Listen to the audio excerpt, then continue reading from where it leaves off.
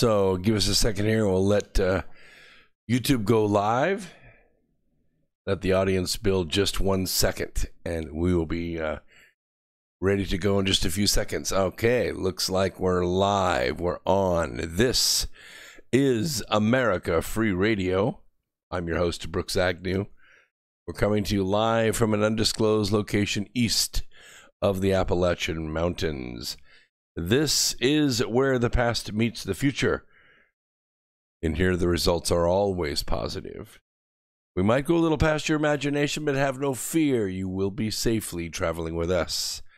Because tonight we are on Revolution Radio. And we are live on freedomslips.com. So give us a few seconds and we'll be ready to go. I got to get one thing turned on here and I will be right back. Don't go away. We have one listener and we're going to add some more.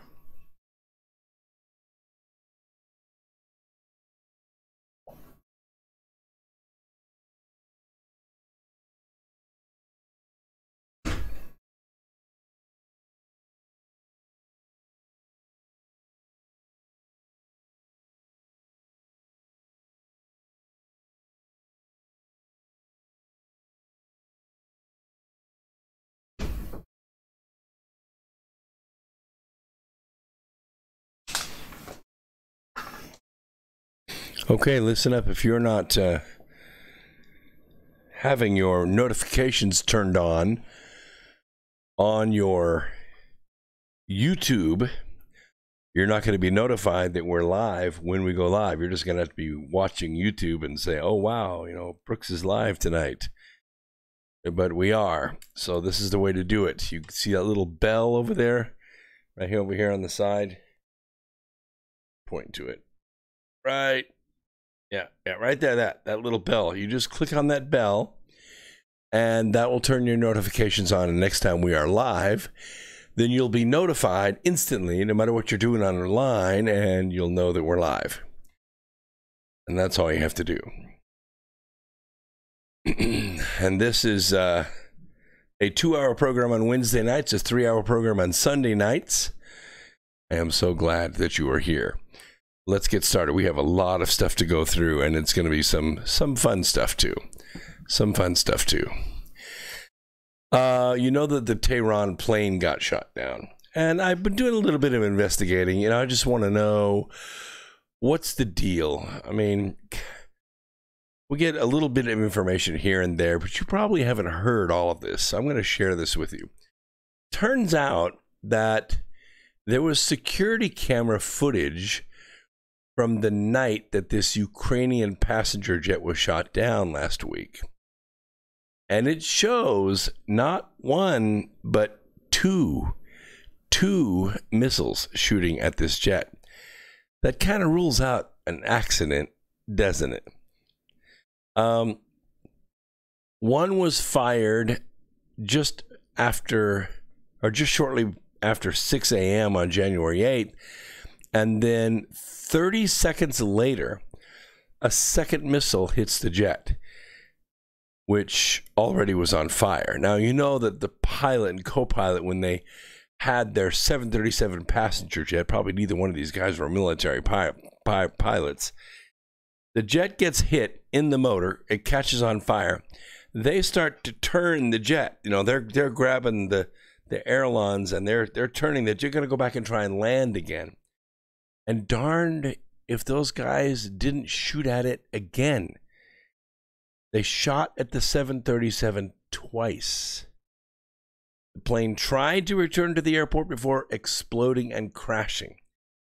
Everybody died. Nobody survived. It splattered that jet all over the sky, and it wasn't even very high. It only been in the air like 2 or 3 minutes.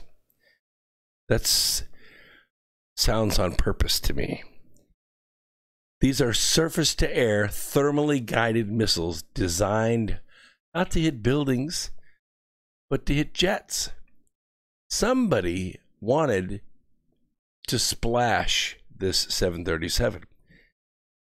We just have all the evidence that we need to prove that. The jet was shot down minutes after it took off from the Tehran airport, hours after Iran launched a barrage of ballistic missiles, which are not heat-seeking, by the way, at Iraqi military bases and the housing and U.S. soldiers. Of course, they were all out of the way because they had a warning. Iran initially denied downing the jet, but later it admitted that it mistakenly fired 2 missiles at the airliner. Mistakenly? Really? You want us to believe that? I guess the mainstream media, the fake stream news, is going to believe it, but I'm just going to ask a few more questions and see if you're along with me on this. Someone was actually near the airport with a missile launcher locked and loaded. Okay. And they shot down a passenger plane on climb out. You know, I've been around aviation most of my life. I'm calling BS.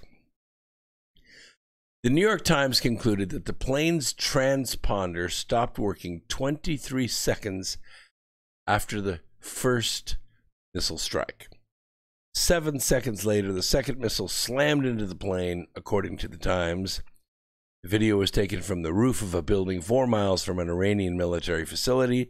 The missiles originated from a site roughly 8 miles from the plane's location in the air. I'm not buying it. 18 other planes took off without incident from Imam Khomeini International Airport in the hours after the attack on Iraqi bases. They just chose to shoot down this one. No other pilot called the tower and asked, hey, was Flight 752 just shot out of the sky? Are you really giving me clearance to take off? I mean, it's going to be okay, right? Even though we just saw the previous plane disappear from radar. Are you crazy?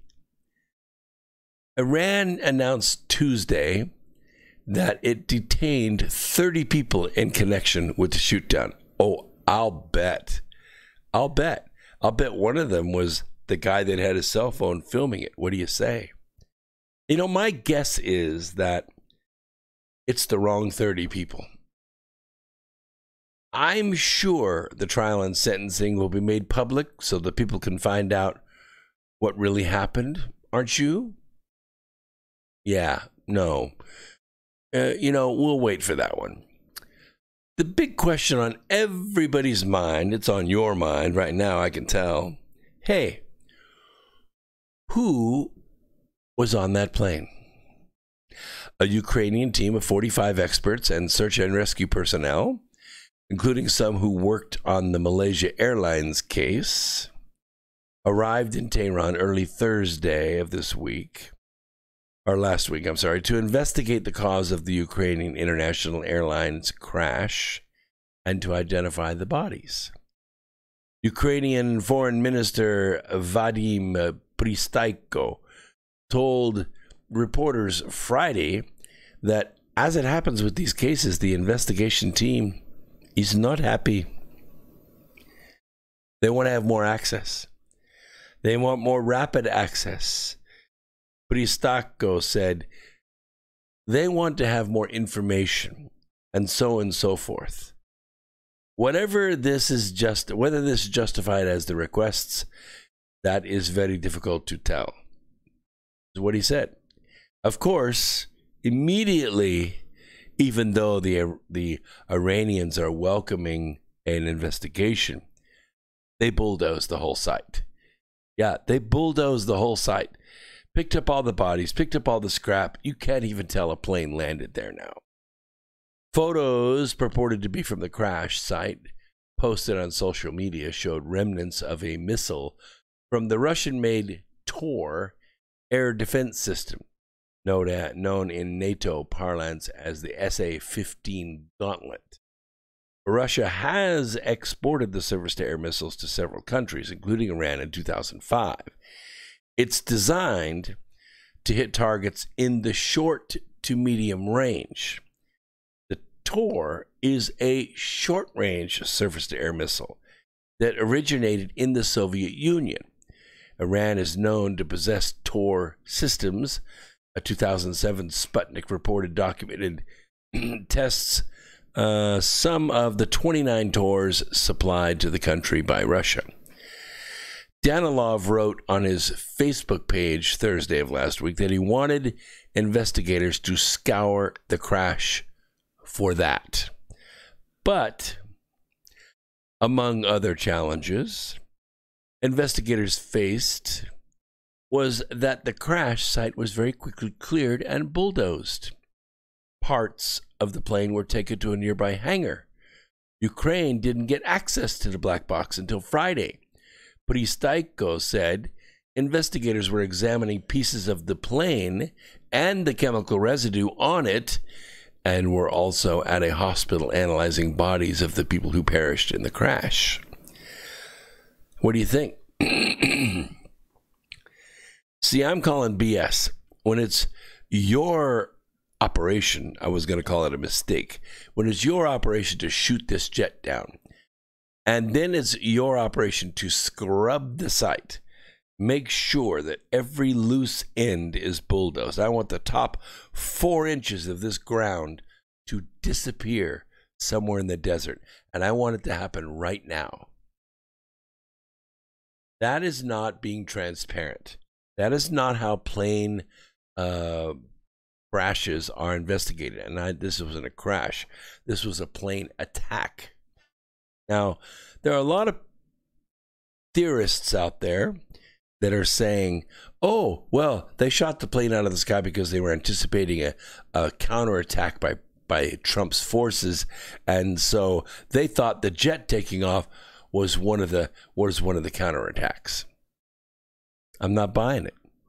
8 other jets took off fine that day, no problem. This particular jet they shot out of the sky.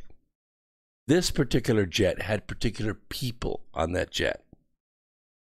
There are people, yes, there are people who are investigating the manifest to find out exactly who was on the plane. A lot of Canadians died on that plane, but I don't think the Canadian president is interested in knowing any more than Donald Trump incited the violence. And that's why he's to blame for the jet being shot down. I don't know. I think more evidence is going to come out. I just want to raise the questions for you so that we don't put this one to bed as quickly as the Iranians want it put to bed.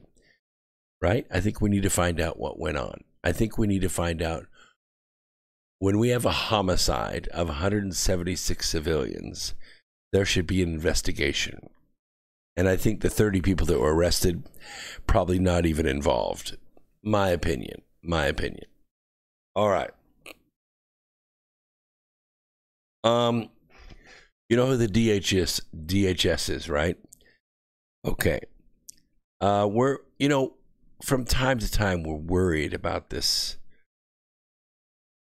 how it works, what's being done, and what the transparency is, because the DHS, sometimes they're forthcoming with things.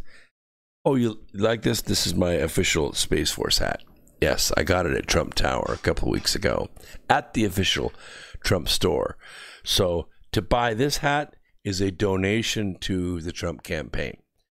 And I bought more than just the hat, but I thought the hat was very cool, had to have it. So now it's here on Revolution Radio, which we are here with freedomslips.com, and we're broadcasting out of the America Free Radio studios in an undisclosed location east of the Appalachian Mountains. Before I get into this DHS briefing, I do want to let you know that I think it'd be a good time for you to sign up for the North Pole Inner Earth Expedition. And the best way to do that is to go to nippy.com. You can see the web link right here on the YouTube video, npiee.com. And what that will allow you to do is to register for free to get our free newsletter. We're putting those out now, I think, 2 or 3 times a week. And you'll be kept up to date with what we're doing. The other thing you can do is you can go to the sponsorship tab on that website, and you can actually join Holloworth TV. You can do it for as little as $5, all the way to if you want to be a passenger actually on the expedition. There's a way to do that too. But what this does, it gives you access to exclusive video that is being done by myself and Brad Olson. These videos will be made available in there only for you guys, and you'll be able to see where we've been, what we've done, what we've recorded so far. And later on this summer, we're going to do a dry run all the way to Moscow and then to Murmansk, which is where the ship is anchored, and where the crew will take off in 2021. Hopefully they'll let us on the ship, and we'll be able to take a video tour, and you'll get to take it with us. But if you're not a member of Hollower TV, sorry, no bueno, no access.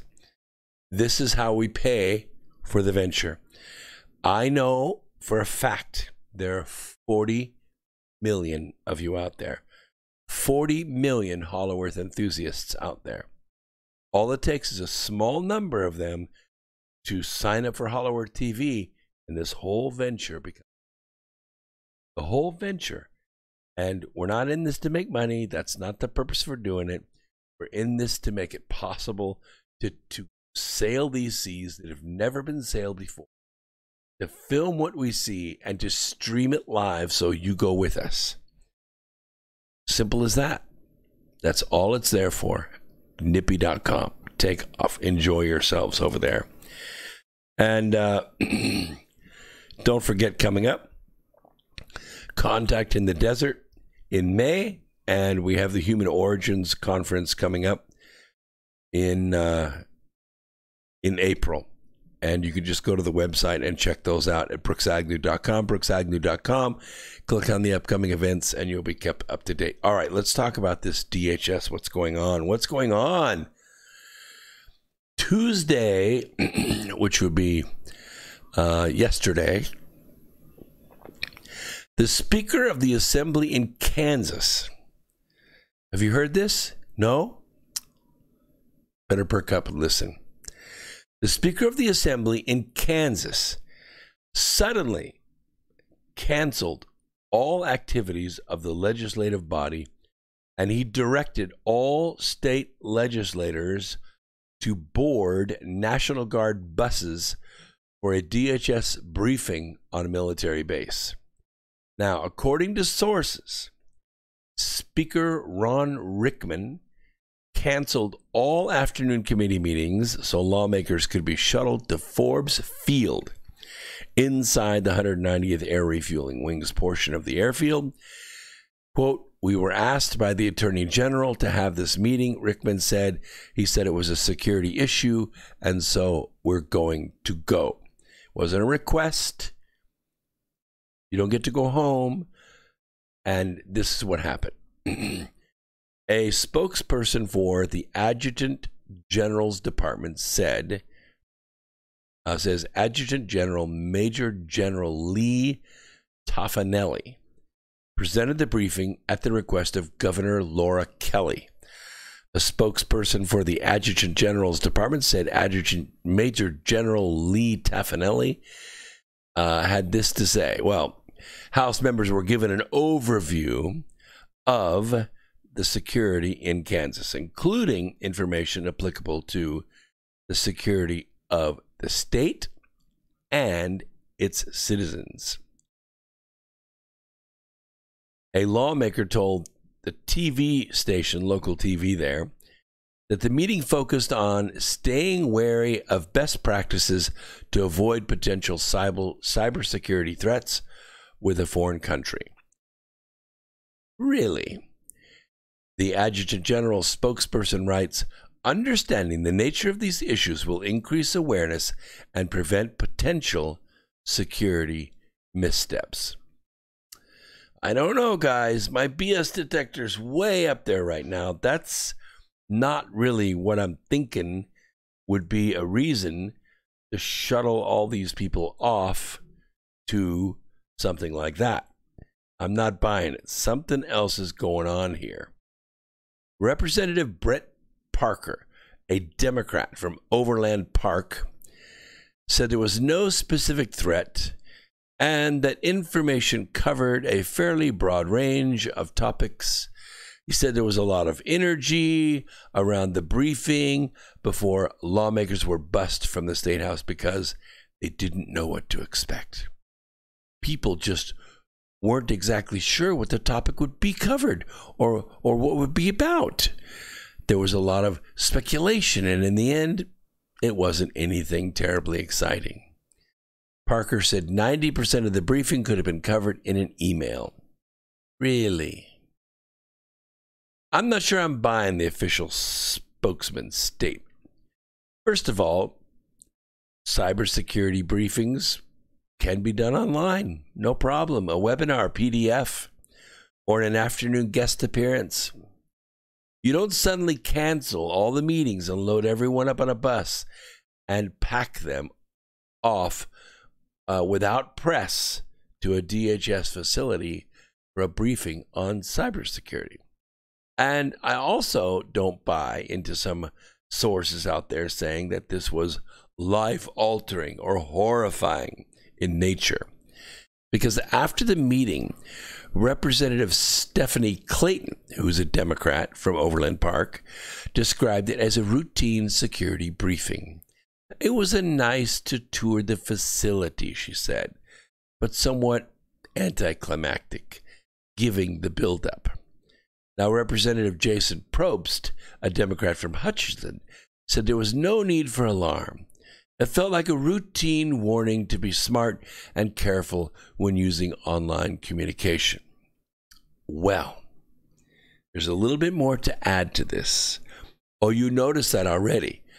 All these lawmakers making the statements were Democrats. Yes, you noticed that too. I did. I picked up on that right away. Consider that the office of the president released a strategy to counter violent extremism called Empowering Local Partners to Prevent Violent Extremism in the United States. The strategy takes a three-pronged approach of community engagement, better training, and counter narratives. The plan states, and I quote, "We must actively and aggressively counter the range of ideologies violent extremists employ to radicalize and recruit individuals by challenging justifications for violence and by actively promoting the unifying and inclusive visions of our American ideals." Close quote. Challenging extremist propaganda through words and deeds. The goal is to prevent violent extremists and their supporters from inspiring, radicalizing, financing, or recruiting individuals or groups in the United States to commit acts of violence.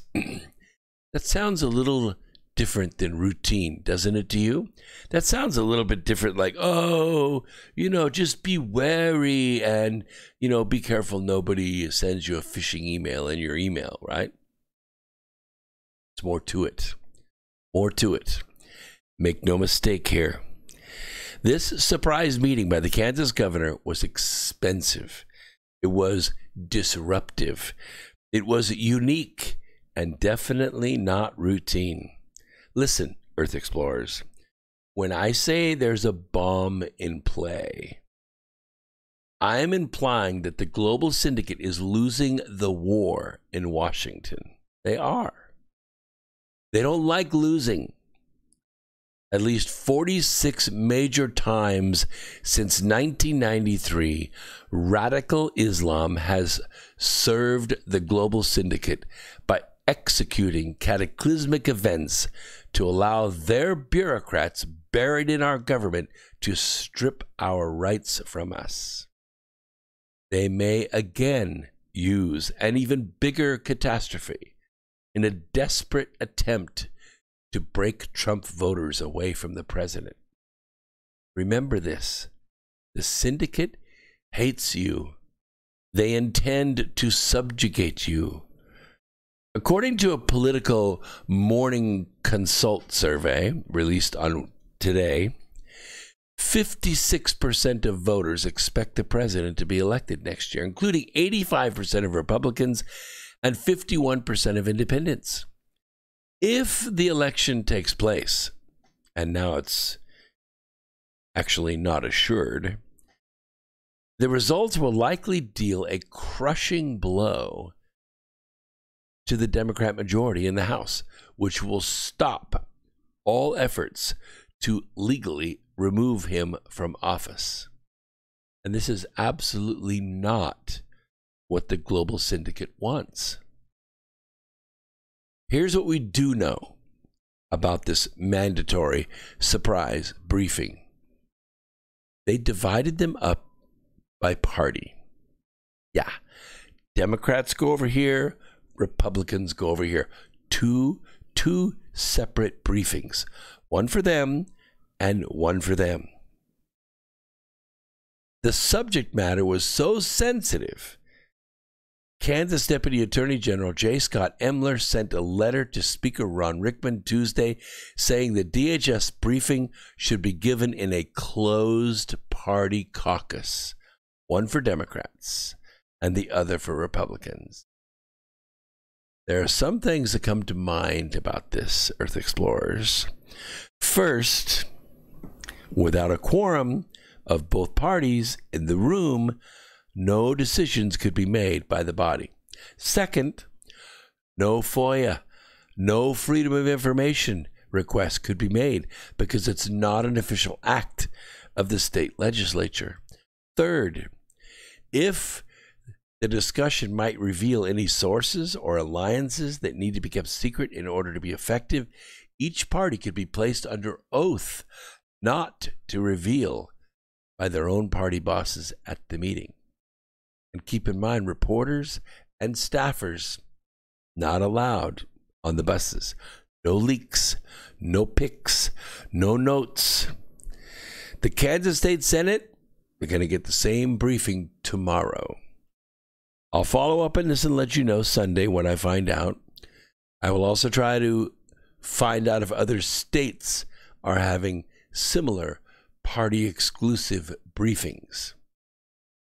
Key to the trend of increasing Islamic extremism in the United States has been the development of a U.S.-specific narrative that motivates individuals to violence. We've seen it already, right? You've seen the clubs. You've seen the masks. You've seen the Molotov cocktails.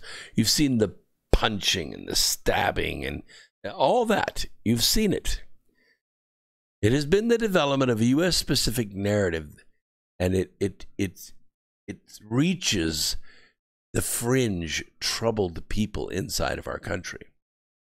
This narrative is a blend of Al-Qaeda inspiration, perceived victimization, and glorification of past plotting, and has become increasingly accessible through the internet, and English language websites are tailored to address the unique concerns of U.S.-based extremists.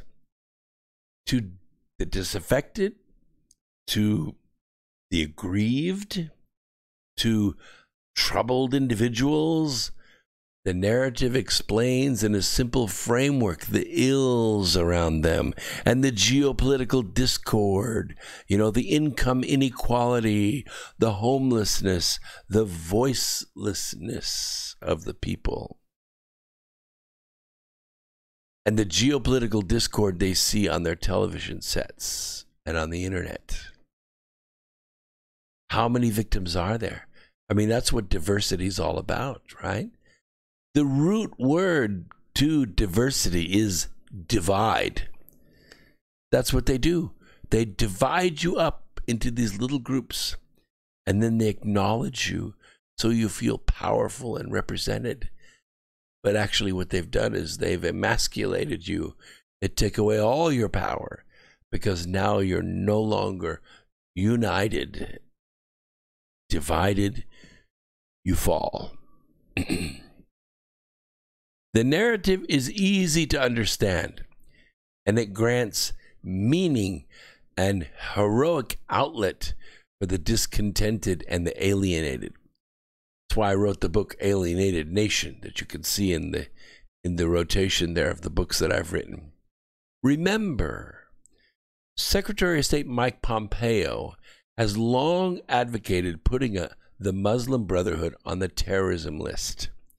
He co-sponsored a bill, and you're going to find this interesting, calling for just that the Muslim Brotherhood be named a terrorist organization when he was a Kansas congressman.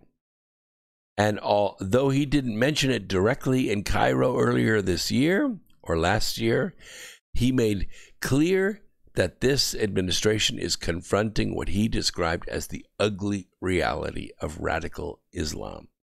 So how dangerous is it? What do we really have to worry about here? I mean, yeah, they shot down a 737 over there. Was 176 innocent people. Yeah, they launched a bunch of rockets at a military base. We had an early warning. We got out of the way. Maybe we knocked some of them out of the sky. They tried to break into the embassy and do the same thing that Soleimani did in 1979. Broke into that embassy and took 444 Americans hostage. You remember that? Well, you probably don't. You're probably too young. You're a millennial. You don't even remember that. 444 days those hostages were held. Not 444 hostages. They were held until Reagan became president. Then they were released because they knew something would happen if they didn't. Same guy. From Iran. Soleimani is Iranian. He's a Shiite. Hated by the Sunnis. Sunnis don't even recognize Shiites. They don't allow them to teach school. They don't allow them to be cops. They're second-class citizens. They don't trust Shias. So the rumor out there that Soleimani was making a mission and he was about to have a peaceful treaty meeting with the Saudis, I'm not buying that at all. As soon as Soleimani drove out of Iran into Iraq, he became vulnerable. You know why? Because he didn't have kids around him. He didn't have a neighborhood. He didn't have his office in the kindergarten or in the hospital where he couldn't be hurt because he surrounded himself with human shields all the time. This time, it was a small little convoy, just a few trucks at night making their way to the Baghdad airport. What was he doing in Iraq? What was he doing at the Baghdad airport? Well, we knew what he was doing. We won't disclose it. We're not going to release it to the public because we don't want the global syndicate to know how we got the information. But we knew where he was, and we took him out. Our embassy was just the first. There were 5 other embassies they were going to attack. All this was being planned. All this was credible threat. And we took out the mastermind to make sure that all the embassies would be kept safe. So what does Iran normally do? Why don't they have their, Republican Guard or their Revolutionary Guard marching all over the world doing these things? Because they know what happens. They know that strong countries are going to retaliate. They're going to shoot back. They're going to take action against them. So what do? They use what's called a proxy. Now, a proxy is someone you can get to do your job without you getting the blame if anything goes wrong. I mean, if you could sit at home and you could send 4 or 5 proxies to jobs that you applied for and got, and those proxies would bring the paychecks home to you, would you do it? This is what we're talking about. Hassan Nasrallah, the current Secretary General of the Lebanese political and paramilitary party, Hezbollah, has publicly declared today to be the commencing of the operations against the U.S. military to drive them from the Middle East, and the rocket attacks are already commencing. Think about that. Now, his predecessor, Abbas al-Musawi, was very quickly assassinated by the Israeli Defense Force in February of 1992. And there have been a few others, who have come along with Hamas and said, I'm the new leader, I'm the new leader. And next thing you know, their car blows up in the middle of the street. It's just not very bright to announce that you're the leader of a terrorist organization that launches rockets every day into Israel. Eventually, they're going to get you. But under Nasrallah's tenure, Hezbollah has been designated a terrorist organization, either wholly or in part by the United States and other nations, as well as the European Union. We hear the name a lot, but we forget who these people really are and just what they're capable of. They have at least 2 representatives inside our own Congress right now. Right now. You have Ilhan Omar and you have Rashida Tlaib, both openly, as congressmen, raising money for Hezbollah, advocating for relief for Hezbollah, making sure that no military action is taken against Hezbollah. This we normally call aiding and abetting the enemy because they're designated a terrorist organization. But they're congressmen, so we don't do that because they're Democrats. Yeah. They do this all the time, and they do it openly, and they don't care. And by the way, there are more of them running for office in city and state levels all over the country. Stating bluntly that the Iranian strike on U.S. base in Iraq is not the end, Nasrallah today made clear, and I quote, "In coming days and weeks, the U.S. must leave this region. This is an absolute decision in the resistance axis. It is a matter of time that we won't give up on. We won't forget this crime," the U.S. killing of Iranian General Qasem Soleimani. Not in the coming weeks, not in the coming months or years. We are talking about a new era, close quote. Now, this is exactly what the global syndicate needs. Nasrallah went on to say, if the U.S. forces don't leave the region in coming weeks, they will leave dead in coffins. This is an absolute decision of the resistance axis. That's what he said. Now, this doesn't bother the Marines stationed in the region. Let me tell you, they're not really afraid of him, but they should be. Because, in fact, even though they rather look forward to the meeting, in typical cowardly fashion, attacks against the U.S. will apparently not be limited to Iraq or the Middle East. Yes, Nasrallah continued by saying this: the world will become very unsafe for Israelis and Americans, close quote. Not too many Americans in Iraq, not too many Americans in the Middle East, a lot of Americans in America. I believe it is time for the resistance to begin its response, he said. It is time for the U.S. to pack up its army and leave our region. I say again, the only alternative to leaving vertically is leaving horizontally, close quote. For its part, the United States made clear the U.S. does not expect any more retaliation from Iran, probably not, for the strike that killed its top general, according to the Defense Secretary, Mark Esper. But you see, Mark, that does not include Iran's proxies. Hamas, Hezbollah, and let's not forget about the largest and oldest of the terror organizations, the Muslim Brotherhood. There are numerous members of the United States Congress who belong to the Muslim Brotherhood. There are members in virtually every university in America. They are working inside 55 major airports in the U.S. with the TSA and airport and airline staff.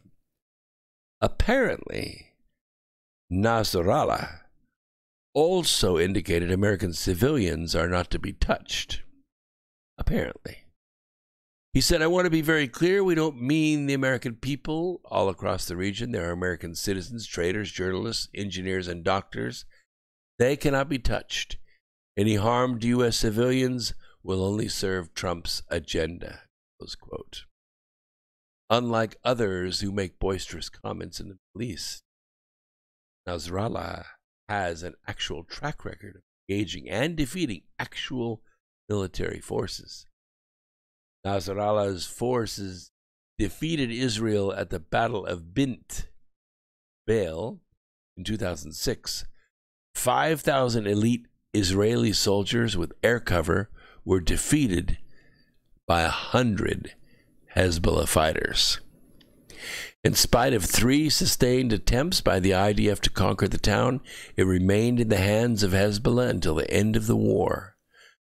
Shortly after Nasrallah made his public remarks, 5 Katyusha rockets hit Balad Air Base in Iraq north of Baghdad. That base no longer houses any U.S. or foreign troops. Only Iraqi forces were injured in that rocket attack. This call to arms, by the way, it's not likely to be ignored by President Trump. Proxy or no proxy, he wants them found. He wants them identified and removed from our country tomorrow, if that's possible. He may be calling state legislators together to alert them of imminent cyber threats, but in my opinion, the timing with the Hezbollah orders being made public is no coincidence. We are being made aware of what they can do on an ongoing basis. And this is what I mean when I say they have a bomb in play. This is exactly what the global syndicate wants. The global syndicate wants to divide us. The global syndicate wants to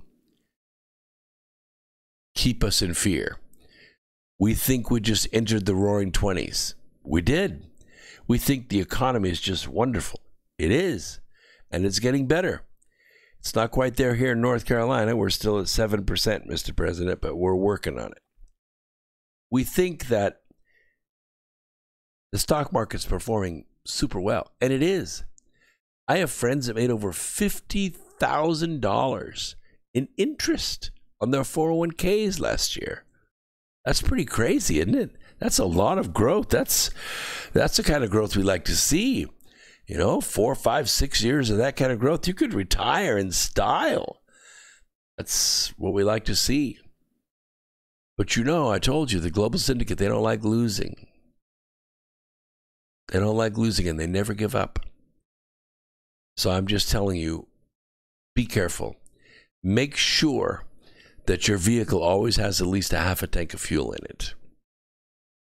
Make sure if you're storing cash at home in a cigar box, okay, that's where mine is. But if you're storing cash at home, you should have 25% of that cash in precious metals.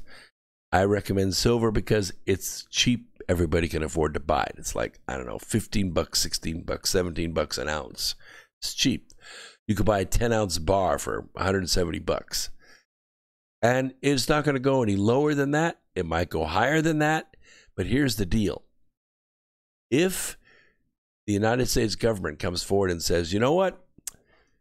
We've just been hit by a whole bunch of counterfeiting. None of the cash can be trusted anymore. You're going to have to take all your cash to the bank by this Friday. If you're caught with cash after Friday, it's going to be worthless. Wow. What would you do? Like, wow, I got like $6,000 in my cigar box. What am I going to do? I'm going to race to the bank and get it in the system and turn it into ones and zeros, I guess. No, turn it into precious metals. Turn it into silver, turn it into gold, and then you have your money. And then you don't have to worry about the bank taking it away from you. You don't have to worry about the bank closing. You don't have to worry about, Bernie Sanders coming along and saying, no more private property and no more 401ks. We're confiscating all of that. I am just saying, all that's in the power of the federal government. They did it. Yes, they did. In Roosevelt's day, he even declared it was against the law to own gold. And he took it all. Rings, ingots, coins, everything. He took it all. Everything he could get his hands on. Well, why? Because the government needed it. They wanted it. That was the last Roaring 20s. I'm just saying it's a good idea. 25% of the cash you're holding in your house, long term, not the stuff you pay your bills with every day or take care of your normal living expenses like food and gas and payments and stuff. I'm talking about that cush that you keep at your house. 25% of it should be in precious metals. Jewelry's okay. MG says, yeah, make jewelry out of it, silver. Yes, jewelry's all right, but and the coins are okay, the silver coins, the rounds they call them. You can pick them up, you can get them on eBay, and they'll ship them straight to your house. I like the silver bars. Silver bars are certified 99.99% pure silver. They have a serial number on them. They're hefty. You can carry them. One bar is a couple $100, pretty close to it. 2 or 3 bars, you can make a house payment or a car payment. I mean, you got stuff. And if cash somehow gets compromised, then the silver will easily transfer to the next form of currency. And it's easy to buy. Okay, if you can afford gold bars, hey, more power to you. I could just tell you this. In my experience, gold drives men crazy. You take a silver bar up to the pawn shop and convert it into cash to pay a bill or buy groceries or buy a new computer or fix your car, whatever you got to do. Nobody's going to say anything.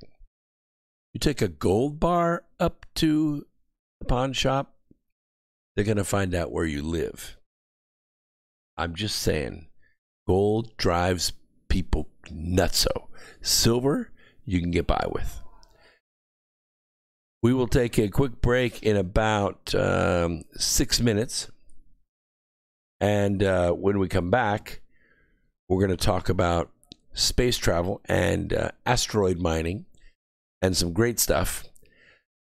And keep the comments coming in the chat room. And I want to tell you a little bit about the North Pole Inner Earth expedition. As you can see the picture on the YouTube, if you're watching on YouTube, this handsome guy underneath me is Brad Olson. He is the great intrepid explorer. He has 9 books in print. He's a travel writer, and he just got back not long ago from a 26-day expedition that was treacherous to get there in the Antarctic. And I believe he's going to go again this winter, which is their summer. And we'll be curious to see that. So he has joined with us in the North Pole Inner Earth expedition.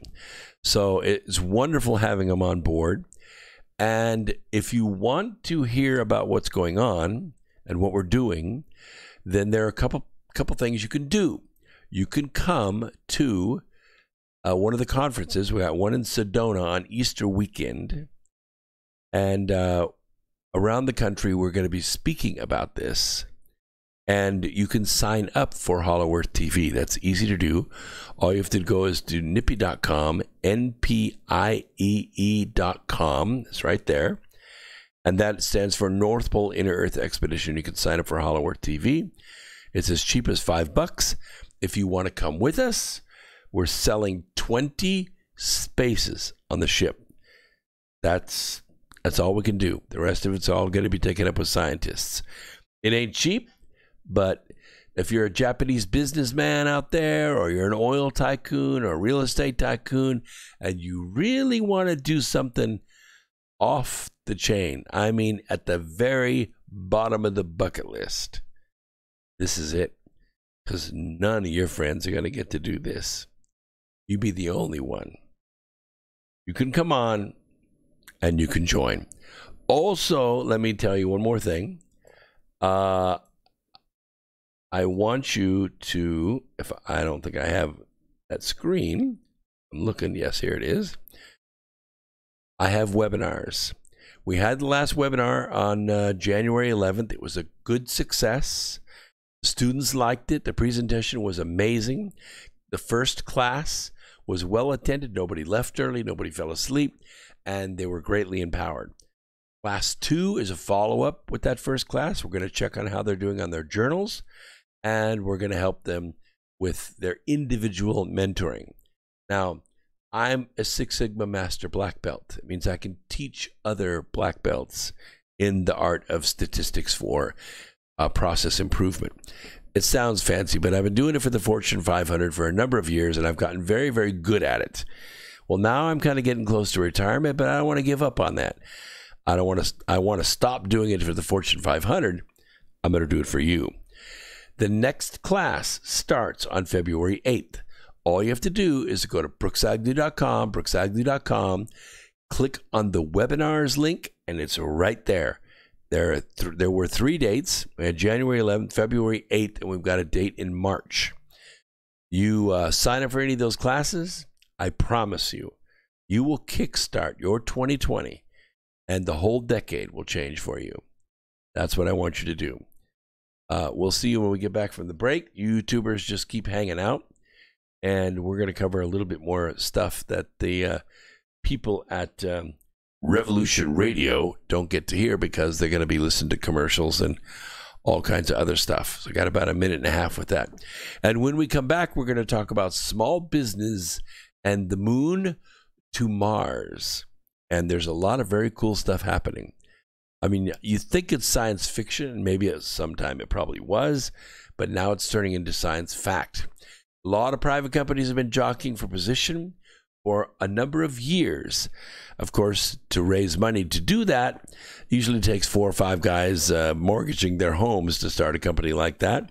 And it kind of gets up and gets off the ground. You get some good ideas built, get some small prototypes built, and then the bigger companies come along and buy you out.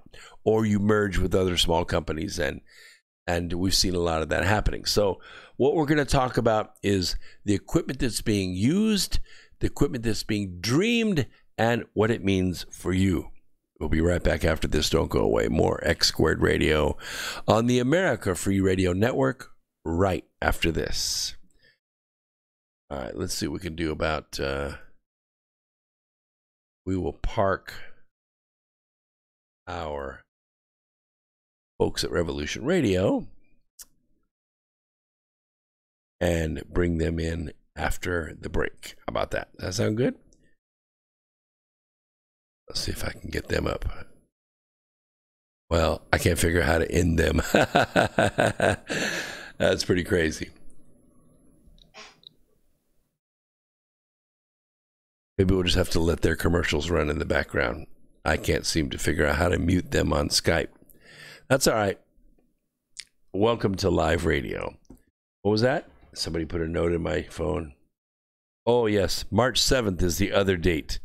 So we have February 8th and we have March 7th. If either of those 2 classes are good, they all start at noon on Saturday. Noon Saturday for 2 hours. That's the first class. Everybody can make that. Show up in your pajamas. There's no video for you guys, only for me, and you'll see the whole thing. Okay, we'll be right back after this. You YouTubers just hang out.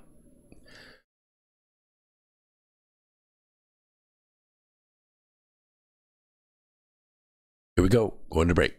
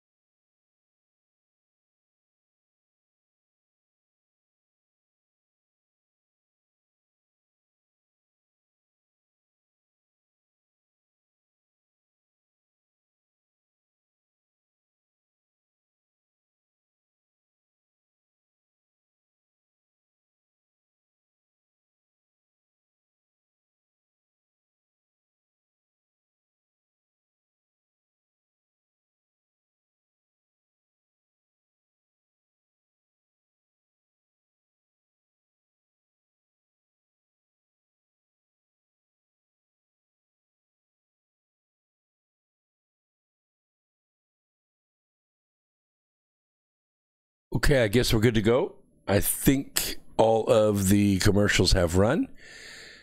So, wait a minute. I still hear some things there in the background. No, I guess we're good to go. All right, let's try to make this transition.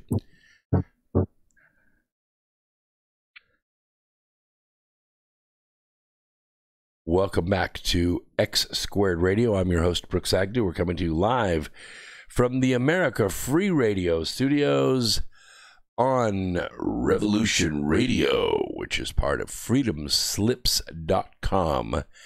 Please go there, freedomslips.com, freedomslips.com, and sign up for the archives because this is the #1 listener-supported radio network in the country. It's so large, they have 2 studios, Studio A and Studio B, and there are hosts almost 24 hours a day on both those studios, and we're happy to be here on Wednesday nights at 8 o'clock, 8 till 10 Eastern Time. Also, keep the comments coming in the chat room. Very, very nice. Nice to have Judy out there. I appreciate the comments very much. David's out there. Byron's out there. Wow, Agatha. Good, good, good. MG, thank you for showing up. And let's see. Terry's out there, and Alan is out there. Very nice to have you, and I appreciate all your comments. I wish I could read them all. They're going pretty quick there. Keep them coming, though. Keep the good questions coming. If you really want to make a question stand out where I can see it from over here, look down at the bottom. There's a little square with a $sign in it. That is the support tab. You can click on that and put in a small amount, and it will big highlight your comment, and I will make sure to mention it. It hangs out for a long time. Half Q, welcome aboard. Good to have you there. All right, let's talk a little bit about the opportunities out there. When I was 13 years old, I was in the 8th grade. I was pretty good at math, Southern California. And the local newspaper came to my school to interview me. And I forget all the questions, but I remember one of them. She said, "So, Brooks, what do you want to be when you grow up?" I said, "I want to be an asteroid miner." You should have seen the look on this little reporterette's face. It was like, what do you do with that? What do you do with that? Here's the 8th grader saying he wants to be an asteroid miner. I don't remember where the conversation went from there, but I've always been fascinated with it. And when the space program really got going for me is when men started stepping on the moon, 69, 70, 71, 72, and all of a sudden, boom, we stopped. 2 complete launch packages ready to go. All paid for, all built, backup crews trained, and we didn't go. And I was talking this over with George Nuri on Sunday in Boulder, Colorado. We were filming another episode of Beyond Belief TV on this very subject. He said, "What made us stop? Why didn't we keep going, Brooks?" I said, "In my opinion, I think we just lost the public appetite for it." And you have to recall, in those days, NASA ran the space program, okay? And it was a bureaucracy. And they had spent a huge amount of money to try to accomplish goals that were set not by Nixon and not by Johnson. No. They were set by Kennedy. And Kennedy was gone. And so the national appetite to go to the moon and to populate the moon, to build bases on the moon, kind of just went away. And so the Brain Trust was released, and I was fortunate enough to be educated by one of the industrial technology geniuses that came from that Brain Trust to the university that I attended in Western Kentucky. And it just kept me inspired. I entered the Air Force. My friends stayed with Hughes Satellite. One of them still owns satellites today. The other one is semi-retired. He's a consultant for Anderson, works on policy for space companies putting things in space. What has happened over the last decade or so, as the government has kind of backed out of sponsoring the space program, we have to hitch rides with other people to put men in space now. It's kind of demeaning. President Trump wants to pick that up again. That's why I'm wearing the Space Force, official Space Force cap today. And he has now signed the bill, and we have the money to kick off the Space Force. Now, it's small at first, and it is publicly primarily focused on warfighting, on owning space from a military standpoint. Because since about 1967, everybody's been weaponizing space. It's only a matter of time before somebody pulls a trigger and does something crazy up there. And here's what we do know.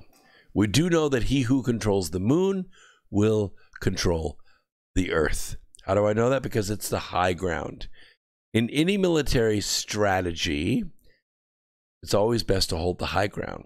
Why? Because it makes the tactics easier.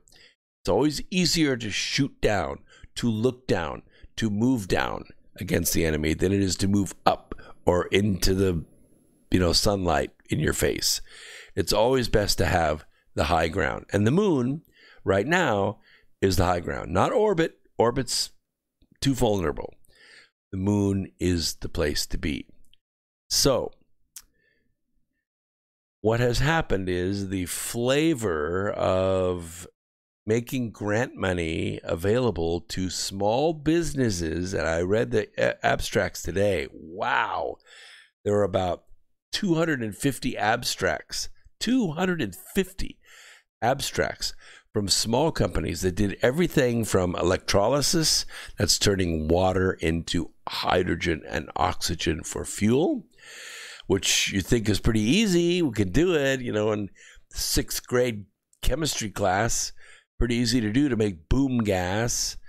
Well, not so easy to do in zero gravity. Not so easy to do when it's only 90 degrees Kelvin outside. Yeah, lots of challenges to being able to do it in zero gravity, do it at 90 degrees Kelvin. And there's lots of ways to separate the hydrogen and the oxygen. Down here, we have gravity working in our favor. They just kind of bubble to the top like fizzies. But, you have to still separate the oxygen over here and the hydrogen over there.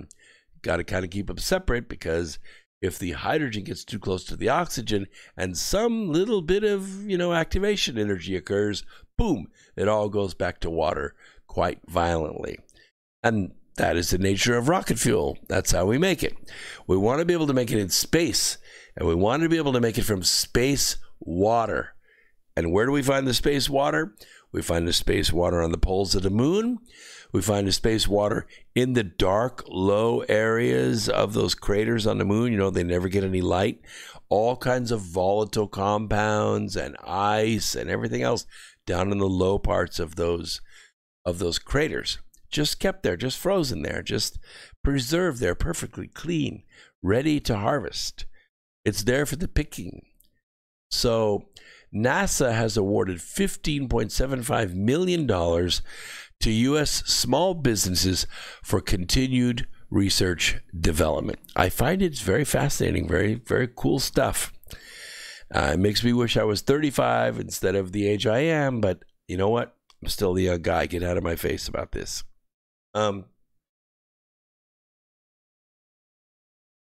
Actually, 21 American small businesses will assist in research relevant to NASA's Moon to Mars exploration approach, as well as other needs across the agency.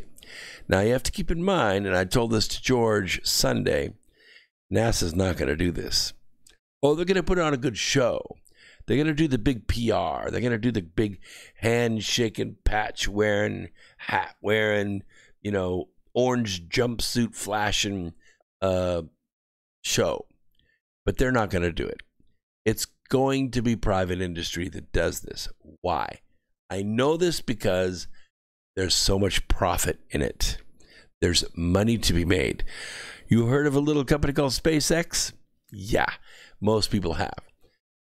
Yeah, of course, because of the flash and because of the returnable booster rockets and all that very sexy stuff. But you know why SpaceX is still there? Because they're making money. They're making about $12 to $14 million per launch profit. And guess what they figured out how to do? They figured out how to use the boosters to launch a Falcon 9 or a Falcon Heavy into orbit and recover almost all the hardware. They don't leave it in space. They bring it all back, land it safely on the pad, wash it up, refill it, and put it right back into service. They're making money. Capitalism is based on service. You find a need, you fill the need, you make the money. You remember the, Robots? Remember the movie with Robin Williams, Robots? Yeah. See a need, fill a need, right? The technology development could also bring about Earth-based applications. Absolutely. Because if you can make efficiently, quickly, rocket fuel. That is to say, hydrogen and oxygen split out of water, seawater, not even drinkable water. If you could do it in space, you can do it here. If you could do it here, you can use that as a clean fuel. You know what the waste product is? Heat and water. That's it. That's it. Of course, it usually takes more energy to make than you get back, but you can take a long time to apply that energy for short-term gain. You could spend 4 or 5 hours making enough fuel to drive for 15 minutes or 20 minutes.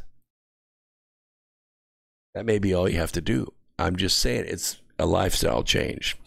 The Phase 2 awards are part of NASA's Small Business Technology Transfer. We don't affectionately call this STTR, but that's what it's called, and there's SBIR as well. The research and technology proposals, collectively valued at $15.75 million, are going to be completed through partnerships between the selected small businesses. These are little companies, 6, 8, 10, 12 employees. That's the backbone of what's really going to make space happen. And U.S. research institutions like universities and DARPA and Sandia Labs and JPL. Don't leave JPL out. That's a real nuts and bolts company there. To date, NASA's STTR program has awarded close to $300 million to deserving small businesses and research institutions across the country. And this is Jim Reuter, who's an associate administrator for the agency's Space Technology Mission Directorate in Washington. That's, I think, one department above Deputy Chief Director of Paper Towels over there. I believe so.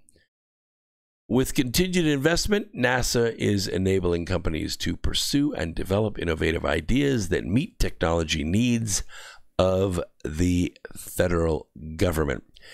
Yes. Well, you see, there's that.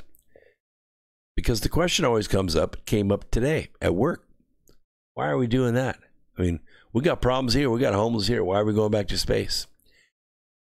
Because of that.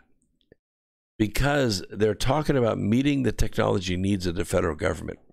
But you know what's going to happen very, very quickly after this grant money runs out and the companies are trying to make payroll on Friday? Your needs. Your needs. The technology spins off into benefits. And I'm going to talk about those here. The selected proposals will advance capabilities in the area of, yes, aeronautics, science, human exploration, operations, space technology, blah, blah, blah, blah. But what about energy? What about lunar landers? What about food production? What about small spacecraft? For instance, an advanced hot reservoir, variable conductive heat pipes for planetary landers.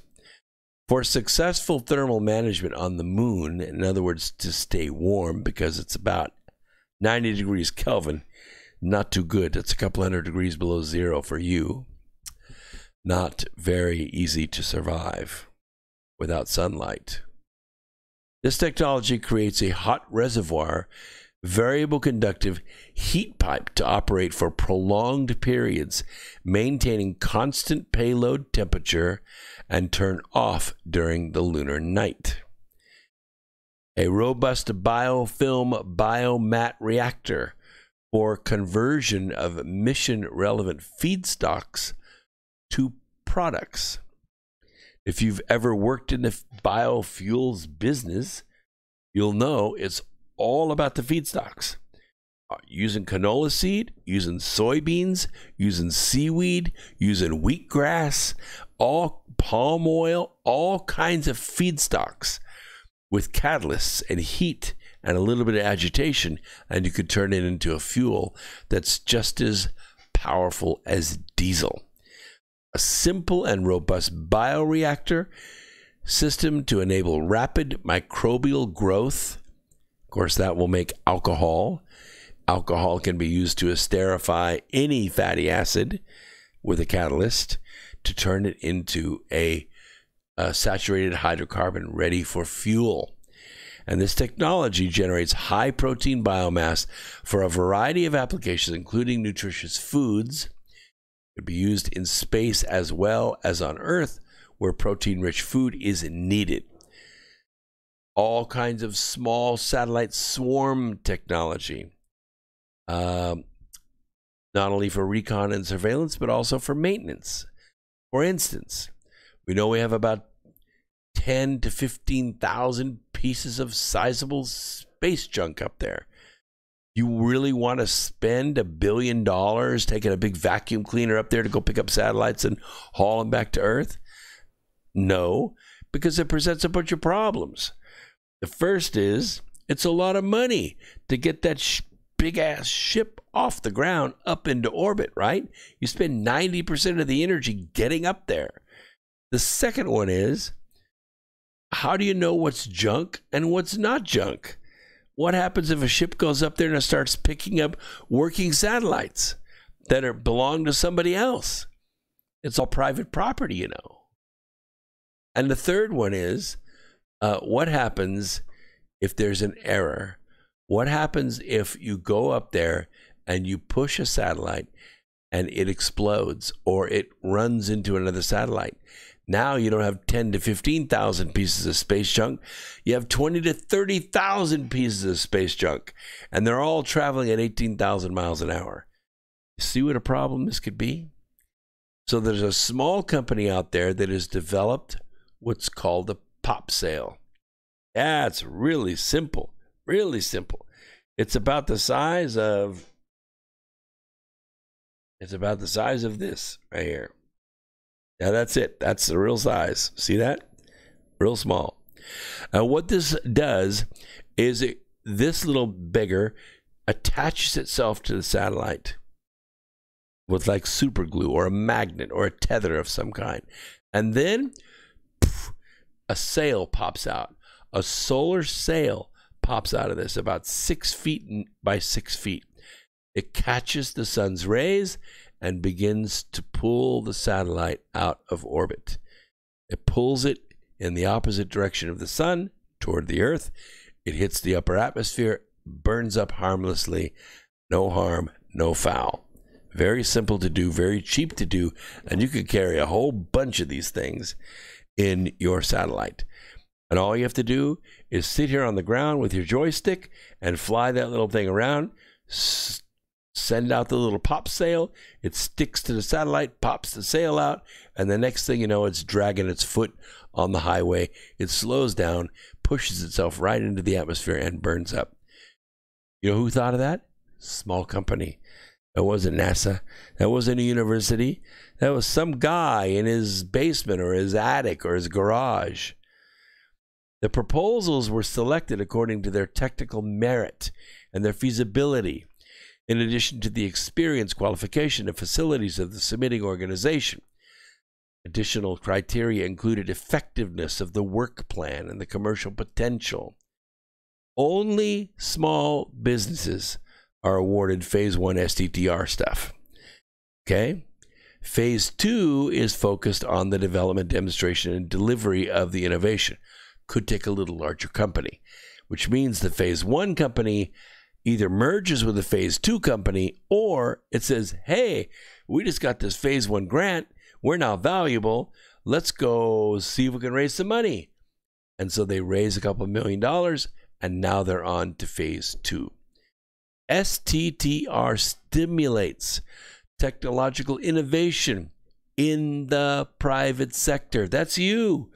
That's you. That's your street. That's your guy right here at the end of the cul-de-sac. Private sector. It increases the commercial application of research results. It encourages participation of socially and economically disadvantaged persons, women-owned businesses, people of color, and fosters technology transfer from places like Sandia Labs or JPL through cooperative research and development between small businesses and research institutions. You know why? Because research institutions don't do anything. They only think of stuff. and they think of this cool stuff. Now they need somebody who knows how to weld. They need somebody who knows how to do high pressure aluminum die casting. They need somebody who knows how to work a lathe or knows how to mill tool steel into something functional and then harden it. You know who that is? That's you. That's the private sector. That's all these little small factories, these little 10,000 square foot factories that are all over this place. And they could all be involved. The STTR program is sponsored by NASA's Space Technology Mission Directorate. It's managed at NASA's Ames Research Center in California, in Silicon Valley.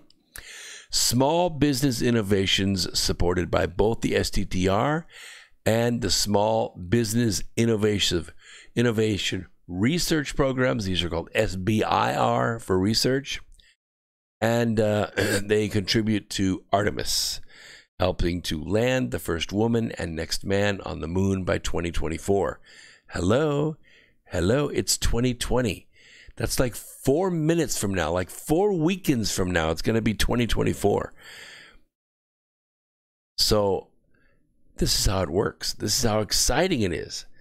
It's exciting. It's something that I wish was going on when I was 13. I would have been involved all the way until now. Instead of building cars, I'd have built cool satellites like this one you can see on the YouTube right now. I just put it up.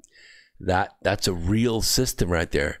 That's called the B, and it has a lot of functions. It has a system called the Dragonfly. If you come up on an asteroid and it has a pile of rubble on it, just a pile of rocks, except those rocks are pure platinum. Each one of those rocks might weigh 80 pounds.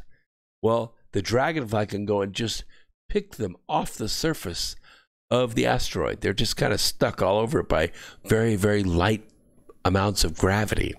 And then the Dragonfly can just flip its retro rockets and fly out of the asteroid belt, take a couple of months to get to a larger ship, maybe in orbit around Mars. And then here's the cool thing. You're going to haul it all the way back to Earth after you spent all the energy to get out there?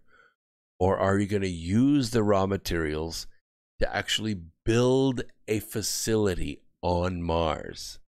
Huh? Or bring it back to the moon and combine it with helium-3 and lunar water. That's all you need. Everything you need right there. You can make oxygen. You can make rocket fuel. You can make electricity. You can make heat. Everything with no radiation from helium-3. And once a facility is built on the moon, you could take that helium-3, pack it into a shipping container, and you could bring it to Earth. And that shipping container could be trucked to the side of a nuclear power plant. And that former nuclear power plant, all of the fissile material could be removed because you don't need it anymore. And now you have helium-3. And you could use the helium-3 to generate the heat, to make the steam, to turn the turbines, to run the power plant. And instead of having a 3-year full fuel supply, like normally they would have with fissile material, you'd have a 30-year fuel supply. Yeah, 30-year fuel supply in one shipping container. And no more radiation. Pretty interesting stuff, isn't it? Of course, the next thing to do is to be able to use the helium-3 on the moon itself, to build facilities on the moon itself. You know why? Because it only takes 1/6 the energy to launch something the same size from the moon. Or, to put it another way, you could launch something 6 times the size from the moon that you can from Earth. So, I can just explain this to you a different way here. I think you'll understand it. Going to Mars, the stars and beyond requires a vision for the future. And it's going to require a lot of innovation. And you know what kids need today? They need innovation. They need inspiration. They don't need common core. They need a common cause. Okay? Scientists and engineers of NASA's Marshall Space Flight Center in Huntsville, Alabama, are paving the highway to space by developing technologies for 21st century space transportation. You know what I always wanted to do? When I had kids, I wanted to send them to space camp in Huntsville, Alabama. The problem was, I was a member of the working poor when my kids were that age, and they did not get to go. But I promise you, they would have been so excited. They would have been jazzed to go to space camp, and they would have never forgotten it. Would have stuck with them for life, and it would have changed the way they feel about doing great things. And that's what's really inspirational to people. As NASA's core technology program for all space transportation, the Advanced Space Transportation Program at the Marshall Center is pushing technologies that will dramatically increase the safety and the reliability and reduce the cost of space transportation. You know what it costs today? Today it costs $10,000 to put 1 pound of payload into Earth orbit. That's crazy, isn't it? NASA's goal is to reduce the cost of getting to space to hundreds of dollars per pound within 25 years and tens of dollars per pound within 40 years. I told George I thought that we will probably see a colony on Mars in the next 100 years. He said, really? You think it'll take that long? I said, yep, I do. Because the risks are too high.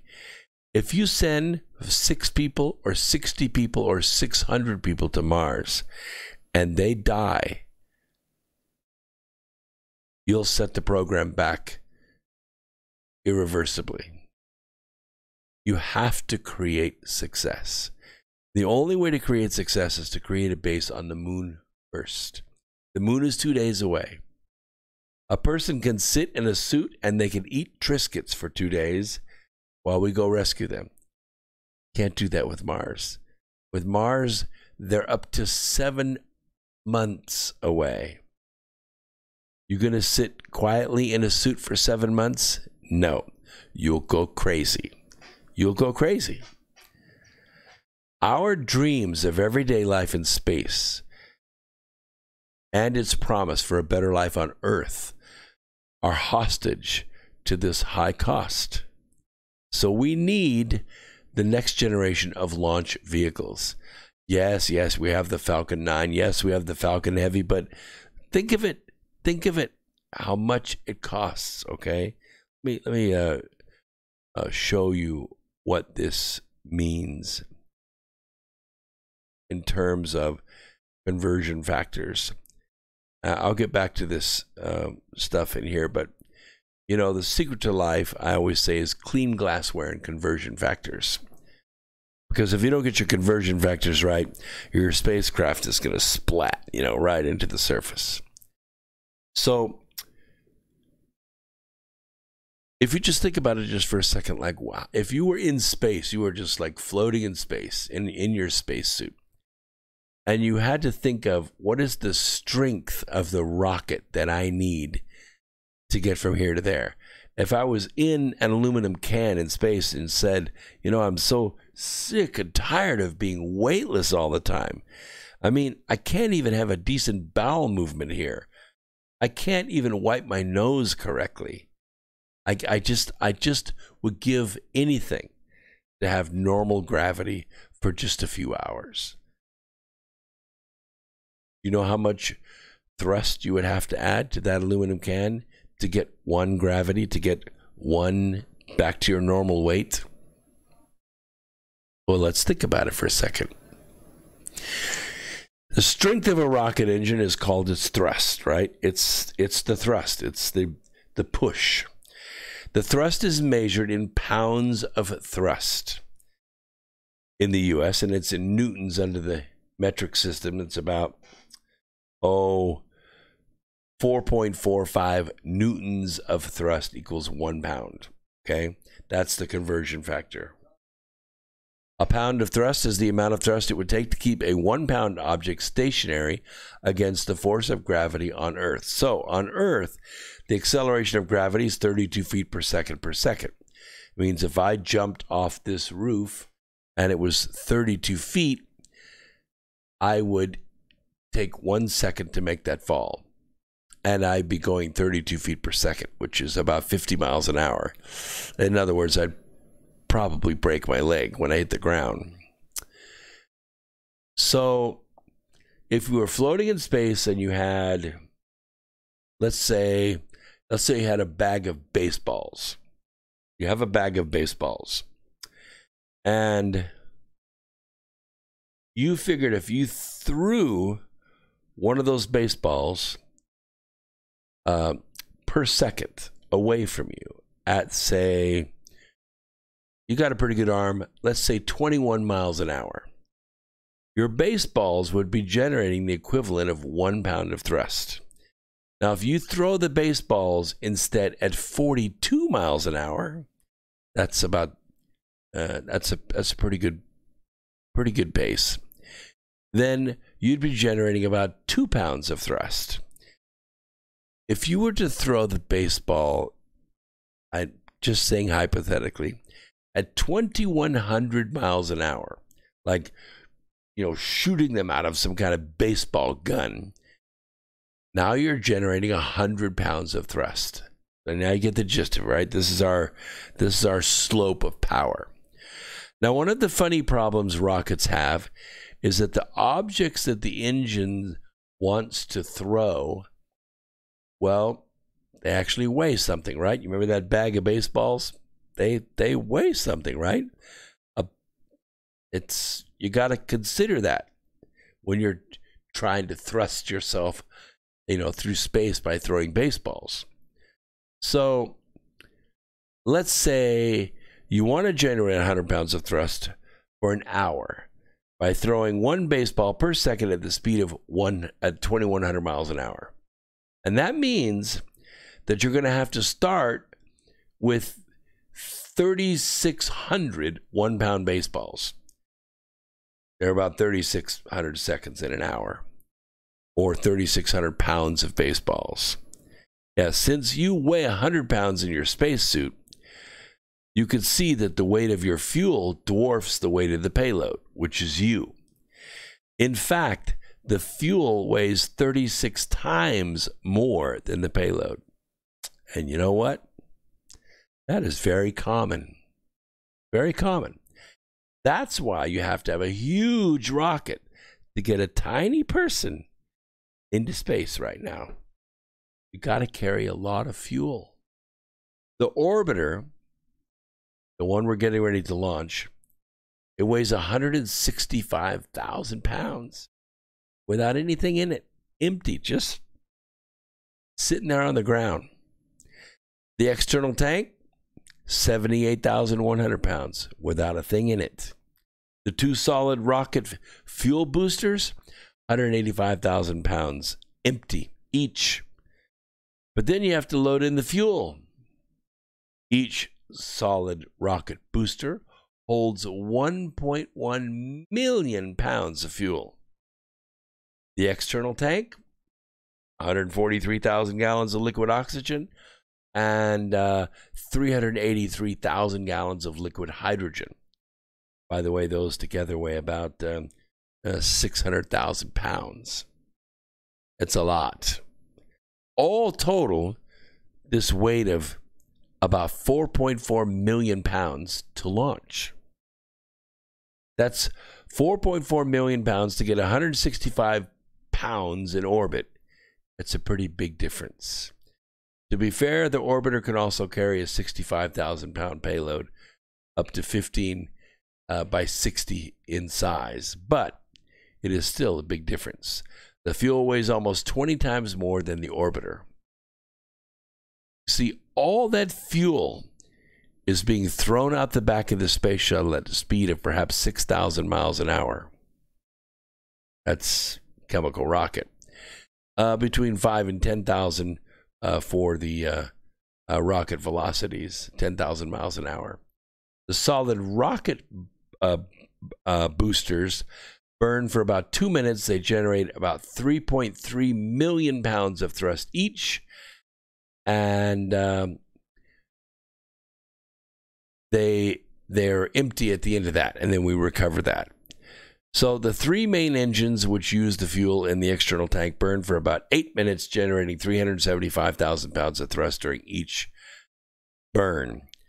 Now, NASA's been testing new space travel technologies throughout its entire history, but the result of its latest experiment is probably the most exciting, if they hold up.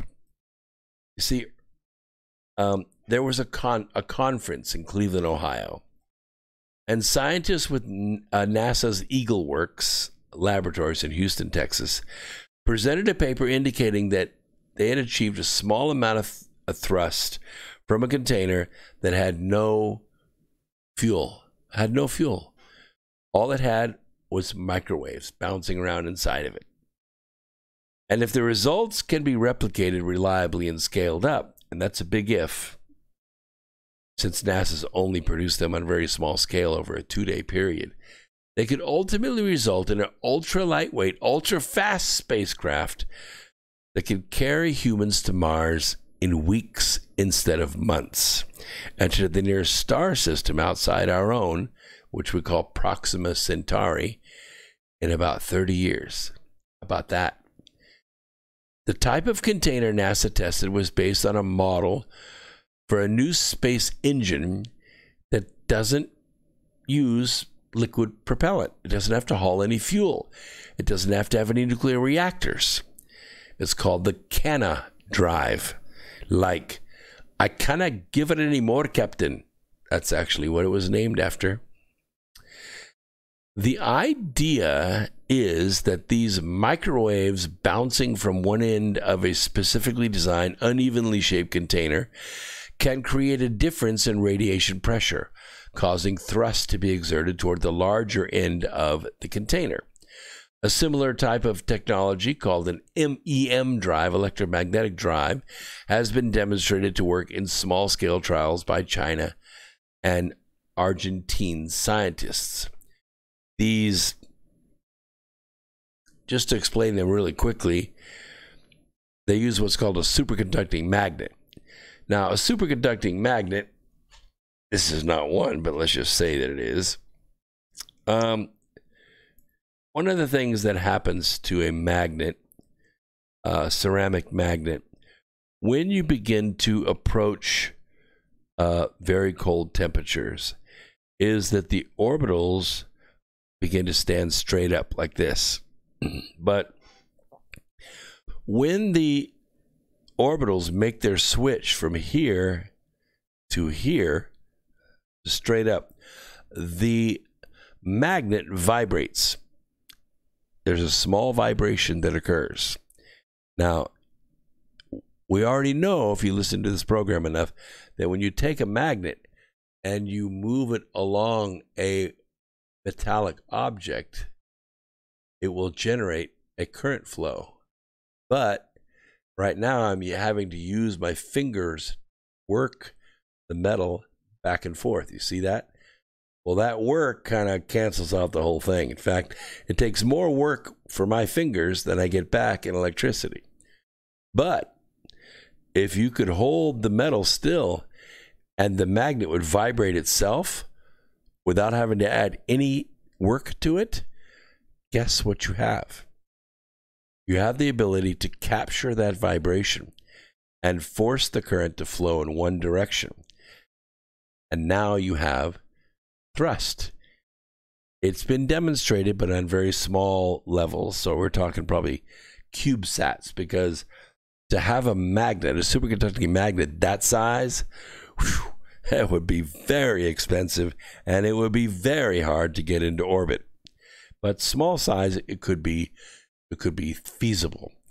So while the amount of thrust generated in these NASA tests was lower than previous trials, between 30 and 50 micronewtons, that's 10 to the minus sixth newtons, way less than even the weight of an iPhone or a It's just not very much thrust at all. The fact is that any thrust at all was a miracle because it wasn't attributable to any classical electromagnetic phenomenon. In other words, it was a game changer. It started to change the way we think about space travel. Now, most impressively, the NASA team specifically built 2 of these Canada drives. One of them they built wrong.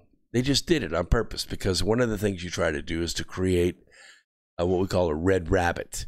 It's we know that we can make it work, but can we make it not work? So they built it wrong, and guess what? It worked as well. As the scientists write in their paper, this is what they said. Thrust was observed on both test articles, even though one of the test articles was designed with the expectation that it would not produce thrust. That suggests the drive is producing a force not attributable to any classic electromagnetic phenomenon. It may instead be interacting with the quantum vacuum, the lowest energetic state possible. But the scientists don't have much evidence to support this idea yet. We're talking about vacuum fluctuations. They're a very, very small part of what's called 0 point. And the 0 point is a point at which nothing is moving in the universe. And yet, from this ultra quiet in the universe, here come these particles ready to use. The guy that invented the Canada drive, his name is Guido Fetta. He has a bachelor's degree in chemical engineering, and he's operating his company as a for-profit venture. That means he's in it to make money, and this guy is going to make money. It is going to make money, and it's going to produce not enough thrust to get it off the ground. No. After you get it into space, after it's sitting out there in the cold darkness of space, you flip the Canada drive on and you begin to accelerate your craft. If the thrusters are large enough, like that faint blue haze that occurs behind the Millennium Falcon, you know what I'm talking about? That is exactly what we're talking about here. That's what we're talking about. Let's see if I can, I'll see if I can find a picture of it in my notes here really quick and see if I can add it, because I think it'll be interesting for you to see. I may have it in my notes. Let's just see. Pretty sure I do.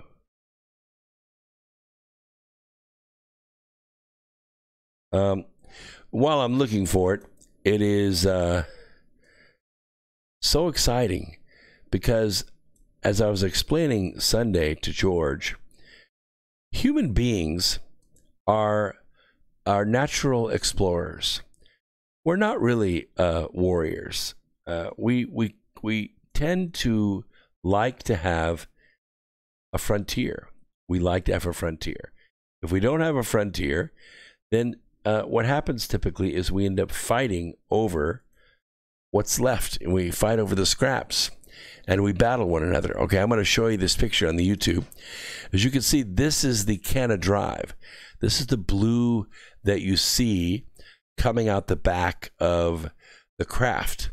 If you could build this large enough, like let's say 30 feet in diameter, and you put 3 of them, in side by side, so you have like a 3-lens thruster, you could push a pretty good sized craft, maybe a 165,000 pound orbiter, at the rate of about 1 G. What was 1 G? Remember our conversion factor? 32 feet per second per second. In other words, it's continually falling forward. It's being accelerated forward at 1 G. You know what that means? No more weightlessness. You can now stand on the floor in your spacecraft just like you were standing in it at Cape Canaveral. The same exact gravity as Earth. Now, if you hold that rate of acceleration for, say, 5 or 6 days, 24 hours a day, hey, you're chilling, you're racking, your juice is staying in the cup, all your plumbing is working correctly. But now we're halfway to Mars.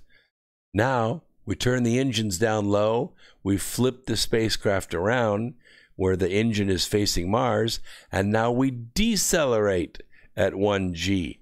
We fire the rocket in the other direction. We fire the cannon drive in the other direction. The cool thing about this is you still have 1G, except you're slowing down now. You're hitting the brakes at 1G. So you got your artificial gravity back. 2 weeks later, you're chilling at Mars. And you have your 165,000-pound orbiter with you. All you have to do is detach from the cannon drive, go down to the surface, deploy your chutes, and you're on the surface. Pretty easy to do. That's what I'm talking about. And it's doable. Is it doable by 2024? I don't think so. Is it doable by 2034? Possibly. Because there's not a lot of moving parts to this. In fact, I don't think there's any moving parts to it. I think it's pretty fascinating. And I think you do too. That's the real deal right there. That's the picture you can see in the YouTube picture.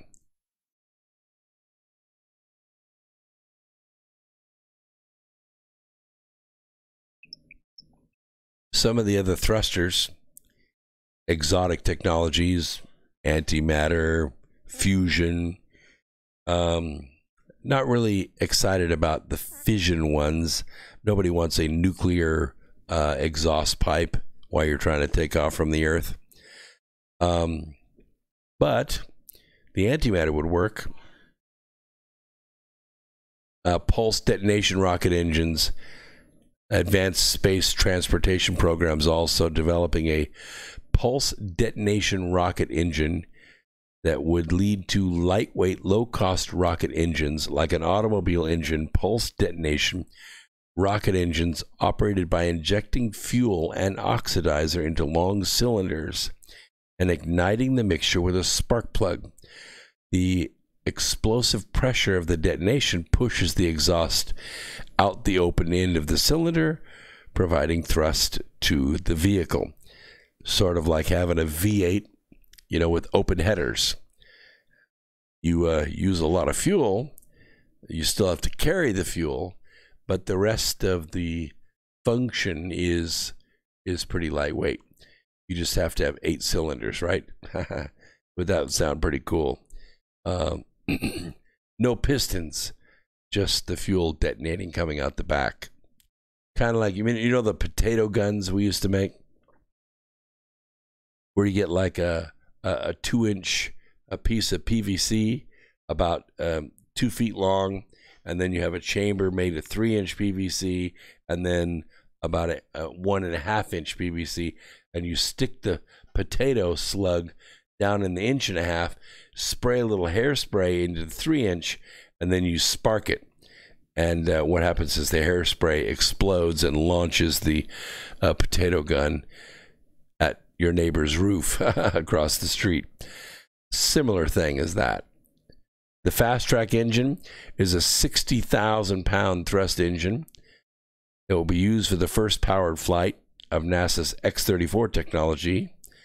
Fast Track is a less expensive, similar engine.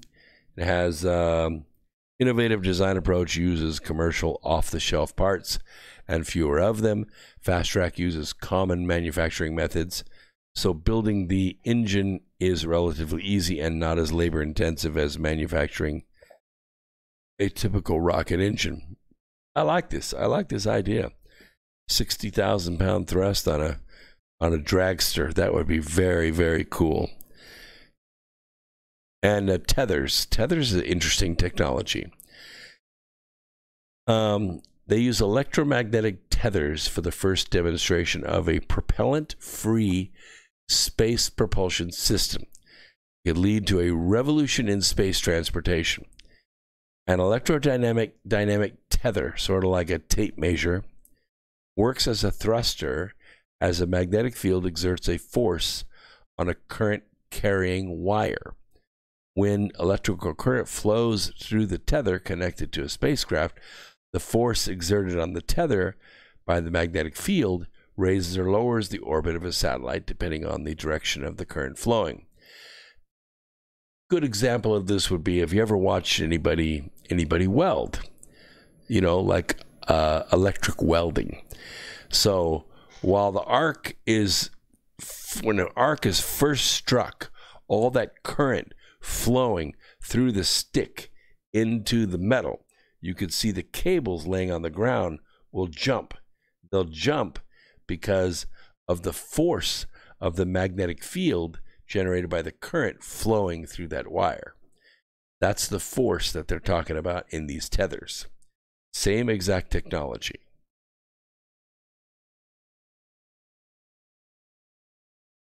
So we've burned through 2 hours already. I just love this space technology. The other is beamed energy propulsion. This has been done in science fiction novels, hasn't really been done in spacecraft. It's basically like this. You have a laser on the ground, and this is actually a laser, as you can see. And you have a spaceship sitting above it, and it has a chamber in it with some metal that you want to vaporize with your laser. So you shoot the laser into the base, and the metal in the base then vaporizes. And when it does, it exits the nozzle and launches the craft up. So you just keep the laser on that, and it continues to launch that into space. As long as the craft stays aligned with the laser, it will keep launching out into space.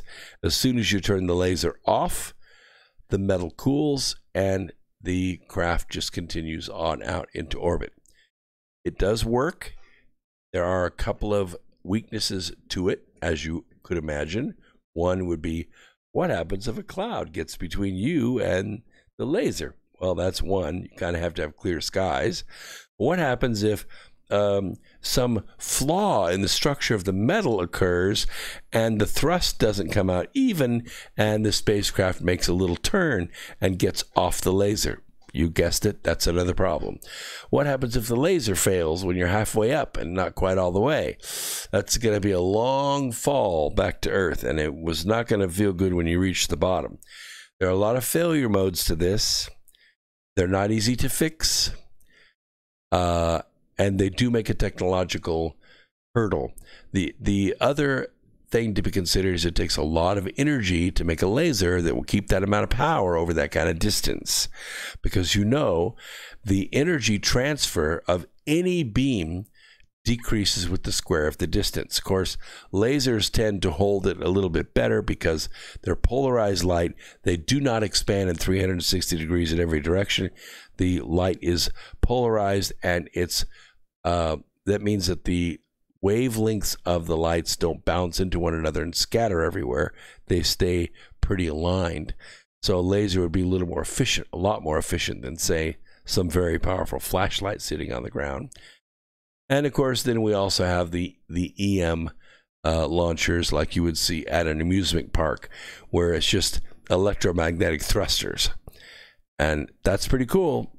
It's pretty cool. And you can get things up to about 600 miles an hour doing that, kind of like a rail gun. And then you could use that to reduce the amount of fuel that you need to get off the ground. It could be done. It could be done. You might brown out a small town trying to launch something, but it could be done. All of this is exciting technology. I am going to be talking about this at Contact in the Desert in May.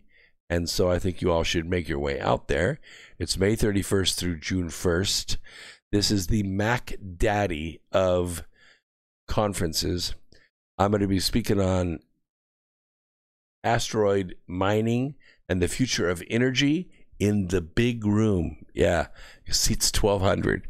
So we need you to come to be able to fill the place up. I know there's going to be 5,000 people there, but this is very, very cool stuff. Don't forget to head on over to the bookstore, brooksagnew.com. To the bookstore we go, and there are 10 books in print that you could choose from. They are available in paperback and Kindle, and if you buy either form of those, I will give you the audiobook for free.